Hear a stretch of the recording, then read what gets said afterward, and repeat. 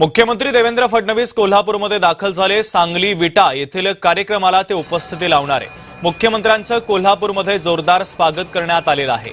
विमानतळावर जिल्हाधिकारी विजय राठोड, जिल्ह्यातील आमदार, खासदार आणि प्रमुख मंडळींनी त्यांचं स्वागत केलं।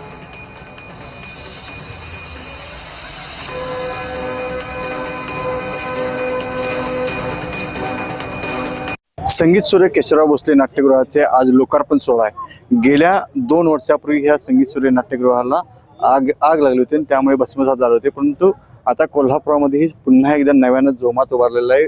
शासनाने त्याला अतिशय चांगली मदत केली। त्याचबरोबर कोल्हापुरातील विविध विकास कामांचा उद्घाटन सोहळाही या ठिकाणी संपन्न होणार आहे। त्यासाठी मुख्यमंत्री देवेंद्र फडणवीस असतील, उपमुख्यमंत्री सुनीता पवार असतील यांची उपस्थिती आग्रहणीय आहे, कारण त्यांच्या उपस्थितीमध्ये कोल्हापुरातील छत्रपती प्रमिलाराजे रुग्णालयाचे पूजन, वास्तुपूजन, लोकार्पण सोहळा, त्याचबरोबर शाहू समाधी स्थळावर केलेले प्रदर्शनाचे उद्घाटन आणि मुख्यतः सगळ्यात महत्त्वाचा असलेला कार्यक्रम हा केशवराव भोसले नाट्यगृहाचा लोकार्पण सोहळा।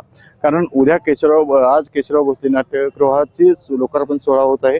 त्याचबरोबर कोल्हापुरातील इतरही लोकार्पण सोहळे होत आहेत आणि कोल्हापुरातील विकास कामांचा शुभारंभ होत आहे। कोल्हापूर नव्या दिशेने नेण्याचा प्रयत्न ह्या महायुती सरकारचा असतो। ह्या वेगवेगळ्या विकास कामांच्या बरोबरही क्रीडा क्षेत्रामध्ये असलेले मेजर ध्यानचंद हॉकी स्टेडियमचाही लोकार्पण सोहळा होणार आहे, ज्या ठिकाणी राष्ट्रीय हॉकीच्या स्पर्धा होतील अशीही आशा आहे। गेल्या काही दिवसापासून सुरू असलेल्या केशवराव भोसलेचं काम आता पूर्णत्वास चाललेलं आहे। आज लोकार्पण सोहळा होत आहे। अमरसिंह पाटील, जय महाराष्ट्र, कोल्हापूर।